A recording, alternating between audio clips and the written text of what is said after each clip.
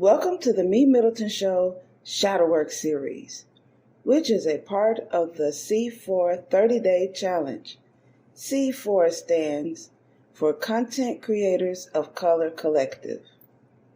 For each day during the month of February, we will go over a shadow exercise topic to help us take a necessary look at the not so pleasant yet important side of ourselves that we have hidden in the shadows.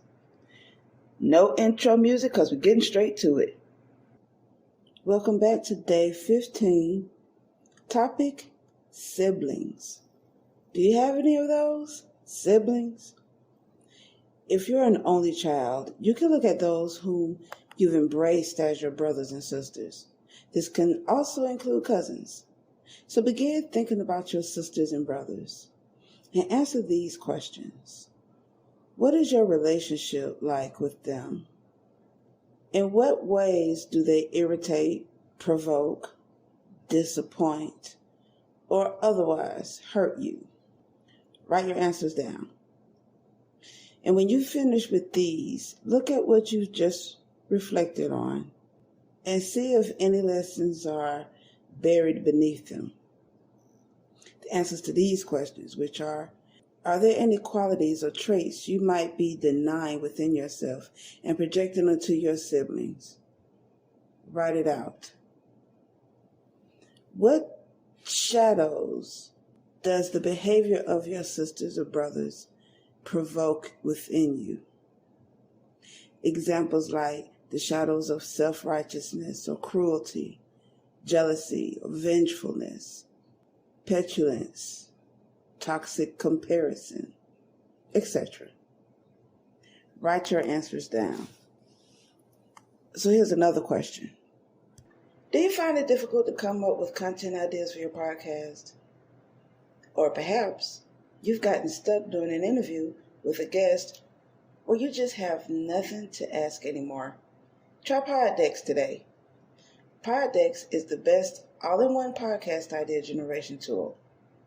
You get everything from episode ideas to interesting conversation starters for interviews, engaging discussions for your live streams, and even social media content ideas. With this tool, you don't have to spend weeks trying to come up with content for an episode or unique questions for your guests. Just shuffle the cards and pick one at random. Hit the record button and get started. Now, you can make better content, have more fun while you're at it, and get your viral moment, all with Poddex. Head over to poddex.com and use code C4C. So if it was me answering these questions, which it is me answering these questions, what is your relationship like with them? Well, those who have transitioned and those who are still with us in the physical, there's 12 of us. Yep. By my mother, there was 3 of us, 2 of us alive from my father. But by my mother completely, it's the 3 of us. And those are the ones I talk to the most. By my father's second wife, by my stepmother, there's only one sibling who I talk to quite frequently. Now, don't get me wrong. By my father's second wife and my mom, I love all my siblings. By my father's first wife, I don't know them. I guess I love them from afar. I don't know them. I know their names. I think I've seen them a couple of times. That's about it. So I don't know them. But for the ones I do know, but my relationship with the wife, number 2 kids and my mom's kids, it varies. One sister I can't stand. I love her, but I can't stand her. I like her to stay far the hell away from me. And then there's a brother. I love him from afar. Just, I don't know. I don't know if there's some mental problems or what that's like. I don't want that around me. Am I talking bad about him? No, I'm telling the truth, my truth. And the truth is that that might have mental problems. One actually does take medication. The other one, he needs medication. There's this one sister, she the only one up there that got some sense. That's the one who I talk to pretty frequently. And I love them all, I really do. But the one I talk to frequently, she has my utmost respect and love. The ones by my mom, they're okay. I love them. I love them dearly. I go to war for them. Funny part about that, I don't think any of these people would do the same for me. Go to war for me. And for the name of Evina, would they jump up in front and be like, not my sister, you for the mess with my sister? Nah, not one time. I don't think they will. I don't know if it's because of like their character, like they're not built for that kind of life, or they might feel a way about me. I don't know, but I know they wouldn't. But for some reason I would. Why is that a thing? I've slowed down in behavior like that though, jumping up for them, mostly because I know they wouldn't for me. But I know there's still an energy in me that you're not finna say anything sideways about my sisters. You're not finna just hurt my sisters. I don't know how to let that ride. I think I might need some work. But for the most part, I think I'm good at a distance with every last one of them. The one who I'm most closest to is because we was raised together is my youngest sister. But yeah, we good. I think that's answer to number one. Number two, in what ways do they irritate, provoke, disappoint, or otherwise hurt you? Write this down.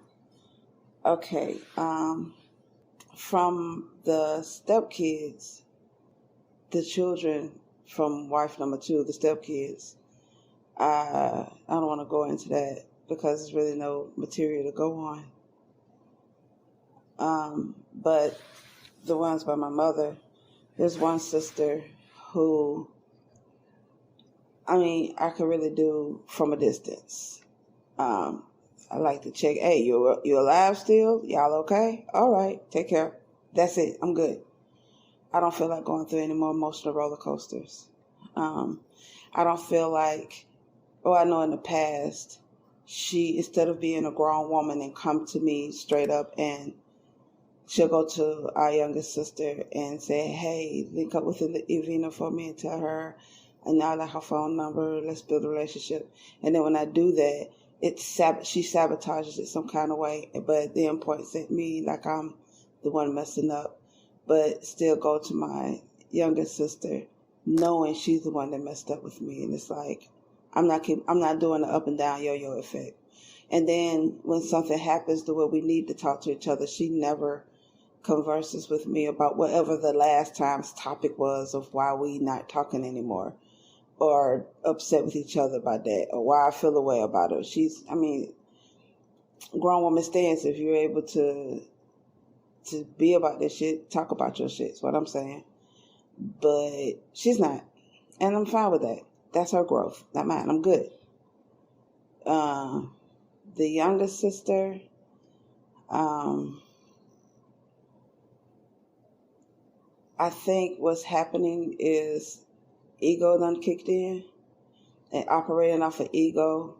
I also think, along with the rest of my family, it's that thing of, and I had this conversation in the clubhouse, where are you that black sheep to where people in the family still remember you from 20, 30, 40 years ago and don't want to let you grow up? They talk at you or about you in ways that, like, disrespectful, or like there's no growth with you, but they ain't seen you in years and don't know what growth has happened with you. So they talk to you and at you as if you're still that person from 10, 20, 30 years ago, 40 years ago. Yeah, that's how my family does me.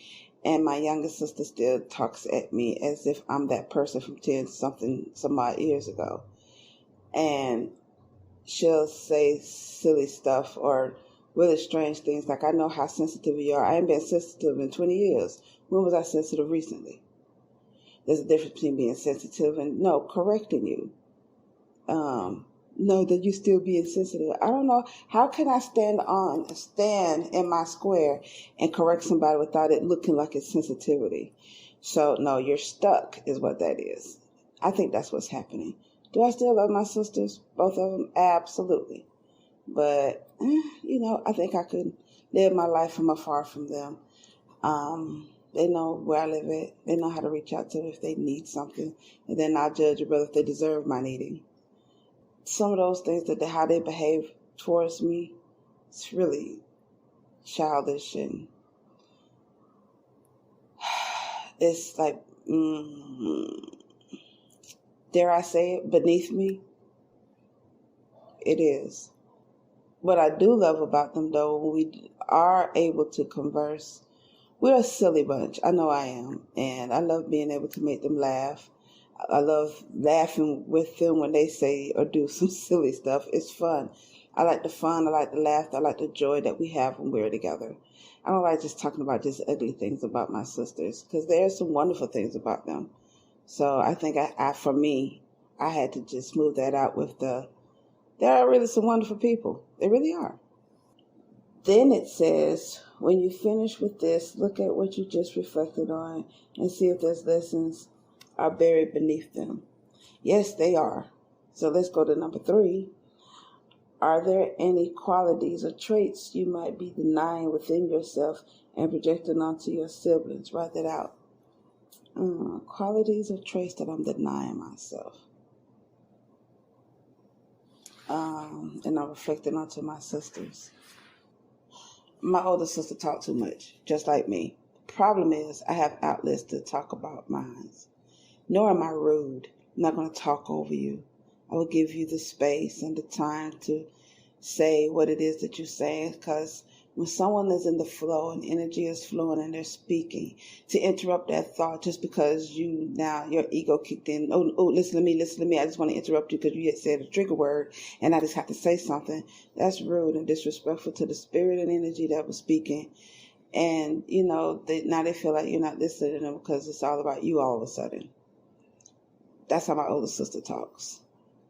And then she also talks like she's teaching you something, assuming you don't know whatever it is that she's speaking about. And you might not know. There might be some subjects I might not know. It's interesting to hear about it. Some stuff is like I could care less. Other stuff is like, who the fuck you think you're talking to? Some little child? Why would you think I didn't know that? Did you even give me the opportunity to express to you? Yeah, I know that. But no, you just got to keep talking because you need some attention. I suggest you join Toastmasters. I don't want to talk about this woman in Toastmasters because it's going to get me upset. I think that might be it. Yeah. Number 4. What shadow does the behavior of your sisters and brothers provoke within? Self-righteousness. Yeah, especially the younger sister, the self-righteousness. Like, whoa, where'd that come from? So, okay, do that with somebody else. Don't do that over here. I'm good for all of that personally. Not cruelty. My sisters aren't cruel. No, we don't play those games. They're not cruel. They are really good women. No, not jealousy. There's no vengefulness. Toxic comparison. No, I don't see that. Probably a lot of self-righteousness. I think because we were all put in shadows by our elders, we want to be in this light.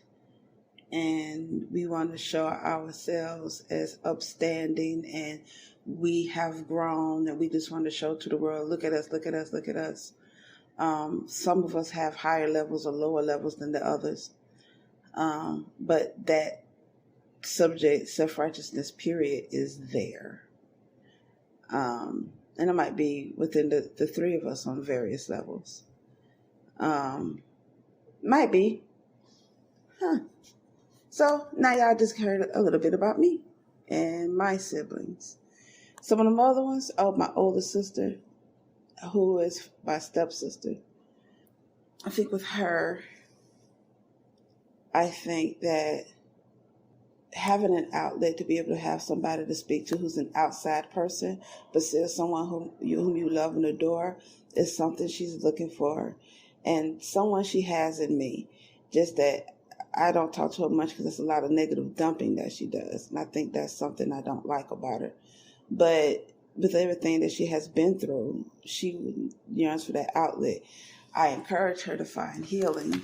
And she's a wonderful person in that. And a nurse. She's a healer herself. She has helped people in her community by the thousands, by the tens of thousands, for the decades she's been in her industry. So I bow down to that, to her works that she's done in her community. I also bow down to the works of my other two sisters that I was just speaking about and the works that they've done for their community, especially my youngest sister who serves our nation in the military. So my hat's off, and the biggest heart for her for what she's doing for our nation, for our country. And the other sister, what she's done, for her community, because she's a huge advocate for community development with the people and the children, and some of the different things that she's an advocate for, hands down to her as well. Actually, hands up for them, praise and lifting these sisters up. Everybody else, meh. So what about you? What about your siblings, or those who you embrace as your siblings? Are you ready to write out these things and talk about these things and reflect on these things? Are you sure? Honestly, I wasn't sure when I started talking about mine, but there it went. So how about you? You sure? Are you sure you're sure? Okay, let go. Wasn't that fun? Did you learn anything? Did this episode stir up any questions, comments, or concerns? Send them over to MeMyddleton@gmail.com or leave a message on our website at www.helpbyevina.com, and I'll be more than happy to respond.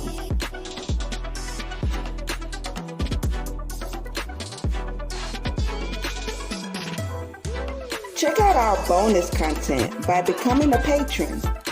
There are 4 different patron tiers to choose from. This is to help upgrade our equipment. So, don't miss out on exclusive episodes and wonderful rewards for your patronage.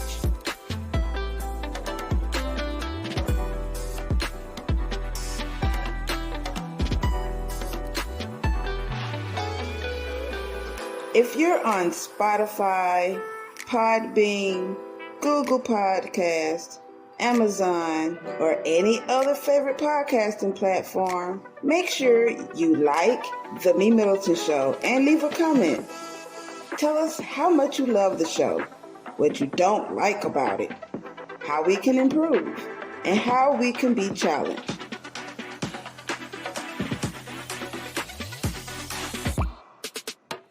If you're listening to The MeMyddleton Show on YouTube, make sure you comment, like, click on the subscribe button and the notification bell to be the first to get the newest episode.